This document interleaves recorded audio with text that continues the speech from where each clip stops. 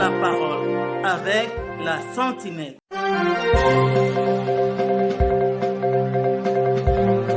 Télé-Sentinelle.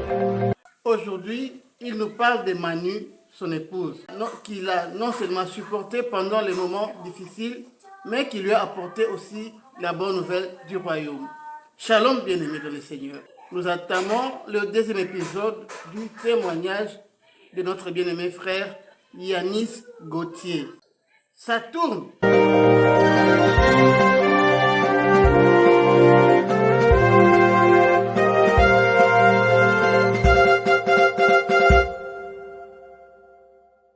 Il s'appelle Yanis Gauthier. Il passe de braqueur à pasteur. Une histoire juste incroyable.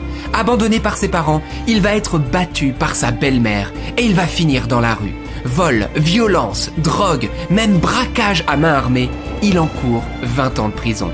Mais derrière les barreaux, quelqu'un l'attendait. Son nom, Jésus.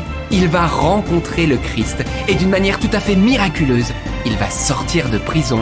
C'est son histoire qu'il nous raconte lui-même maintenant. Je crois qu'elle a une vision divine, c'est pas une vision humaine, parce qu'il fallait quand même voir le diamant en moi à cet instant.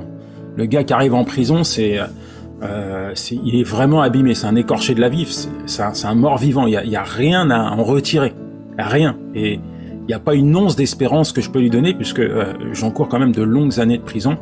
Moi, je pense que c'est pour me voir, me donner des nouvelles. Mais je vois qu'elle est attachée, elle est fidèle dans ses visites. Et ça me touche parce que, tu sais, quand t'as plein d'argent dans les poches, il y en a du monde autour de toi, mais quand t'as plus rien, il y a plus personne. Et moi, il y a plus personne autour de moi, mais il y a qu'elle. Elle est là, alors que j'ai rien à lui donner, elle est là, elle vient, elle me parle de Dieu, elle me parle encore d'avenir. Alors que, franchement, c'est pas évident de parler d'avenir à quelqu'un qui risque autant d'années de prison. Elle vient et, elle parle à un mort-vivant de l'amour de Dieu. Et c'est pas quelque chose de simple. Parce que tout aurait pu lui laisser croire que ce gars qu'elle a en face d'elle ne changera jamais. Et moi, les mots qu'elle emploie, c'est des mots que je ne comprends pas. L'amour. Ne serait-ce que l'amour, ce mot-là, qu'est-ce que ça veut dire? Il n'y a pas d'amour chez moi. Il n'y a pas d'amour. J'ai pas reçu d'amour. Ma mère ne m'a jamais dit je t'aime, ma belle-mère ne m'a jamais pris dans ses bras, j'ai jamais fait une partie de football avec mon père. Il n'y a pas d'amour. La vie que j'ai menée, c'est une vie qui est violente, c'est une vie de guérilla. Et le seul être vivant qui m'avait donné de l'amour, c'était mon chien. Pour moi, mon chien m'avait plus donné d'amour qu'un individu. Alors quand elle vient pour me parler d'amour, je comprends pas ça. Quand elle me parle d'amour, quand elle sème dans mon cœur des semences d'amour, le temps de Dieu vient. Et quand Dieu décide de se révéler à moi, c'est avec une question. Est-ce que Dieu peut me pardonner? Est-ce que Jésus peut pardonner un pauvre pécheur comme moi? Et pour moi, la seule personne qui peut me donner une réponse, c'est Manu. Et j'ai besoin d'entendre une réponse de sa part parce que finalement, je sais pas ce que ça veut dire, aimer, et comment Dieu peut m'aimer alors que je suis un pécheur. J'ai aucune conception du pardon, de l'amour de Dieu et de la grâce de Dieu. Donc je me dis, c'est pas possible que Dieu puisse me pardonner parce que j'ai trop fait de fautes. Tu sais, je suis encore formaté, si tu pêches, tu iras en enfer. À l'école, c'est ce qu'on se dit, si tu pêches, tu iras en enfer. À un moment donné, j'ai tellement péché que mes péchés, je les compte plus, et que ma destination finale, c'est l'enfer. Donc, au-delà de mon incarcération, cette question quand même, j'ai envie de la poser à Manu parce que j'ai été convaincu par Dieu qui m'aimait. Je lui pose et voilà, donne ta vie à Jésus et il va te pardonner. Aussi simple que ça, aussitôt dit, aussitôt fait. J'avais fait ma part, mais j'étais loin, mais alors très très très très loin d'imaginer tout ce que Jésus allait faire à cause de cette décision, qui a été finalement la plus grande, la plus belle décision que j'ai prise de ma vie, parce qu'elle m'a permis d'expérimenter l'amour de Dieu. Je décide de m'approcher du Seigneur, mais là, ça va être encore une bataille, parce que on peut parler de Dieu, on peut parler de Jésus, mais il faut aussi parler du diable. Et le diable, il est présent en prison. D'ailleurs, j'aime à dire que la prison, c'est sa maison. c'est là qu'on voit la misère et la détresse humaine. Et là, c'est comme s'il mettait une glace sous mes yeux, quoi. Regarde qui tu es, t'es qu'un sale voleur, personne ne veut de toi, t'es enfermé dans une prison, t'as abandonné tes gosses, ta femme enceinte. Tu vas mourir ici, il n'y a pas d'avenir pour toi, tu crois que t'approcher du Seigneur, ça va effacer ta dette, t'es coupable et tu vas payer. Donc il m'accuse à bloc. Ce qui va mettre fin à ces pensées culpabilisantes, c'est ce moment où j'ai une Bible dans ma cellule que j'arrive pas à lire, que j'arrive pas à toucher parce que je me sens sale. Et là encore, boum, Dieu me conduit dans un texte que... D'ailleurs, même si j'étais Alzheimer, je crois que ce texte resterait gravé dans mon cœur. C'est Jean 3,16. Car Dieu a tant aimé le monde qu'il a donné son Fils unique afin que quiconque croit en lui ne périsse point mais ait la vie éternelle. Ce texte, il a révolutionné ma vie.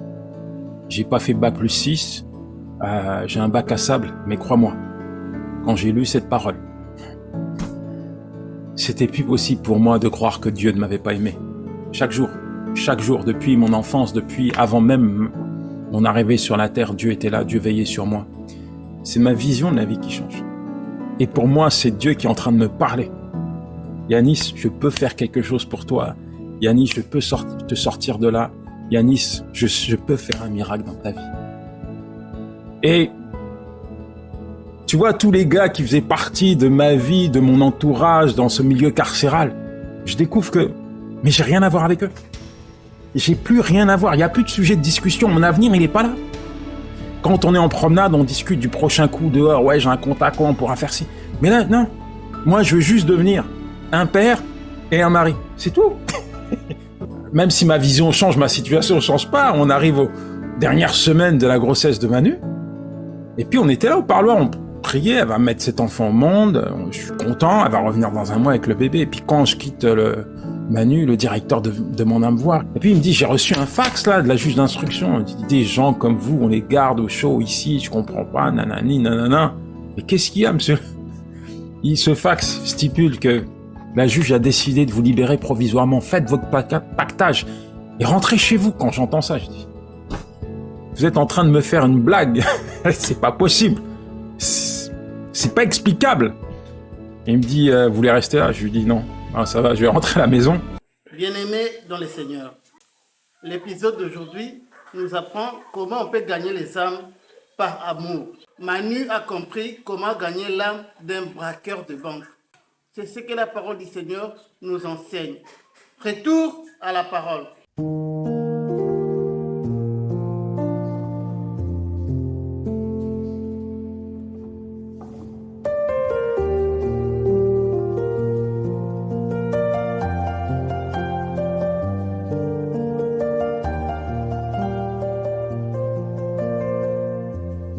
Frères, si un homme vient à être surpris en quelque faute, vous qui êtes spirituels, redressez-le avec un esprit de douceur. Prends garde à toi-même, de peur que tu ne sois aussi tenté. Portez les fardeaux les uns des autres, et vous accomplirez ainsi la loi de Christ. Galates chapitre 6, versets 1 à 2. Parole du Seigneur.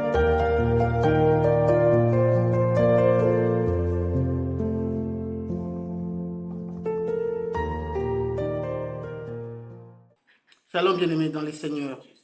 Manu, la femme de Yanis Gauthier, avait compris en chantant qu'il ne s'agit pas de blâmer une personne qui est dans le mal, mais plutôt de l'aimer afin de l'aider. C'est l'évangile que Jésus nous demande à partager.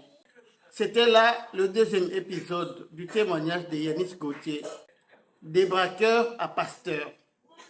Si le Seigneur tarde à venir, demain nous allons continuer avec ce témoignage. Mais pour aujourd'hui, nous mettons un terme à cette émission. Que la grâce, le bonheur et la paix du Seigneur vous accompagnent tout au long de ces débuts de week-end. Restez bénis au nom de Jésus. Et la Sentinelle vous dit bye.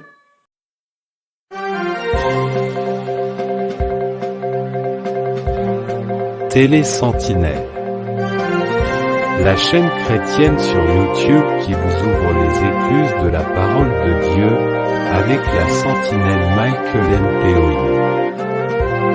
C'est le temps de nous réveiller du sommeil spirituel.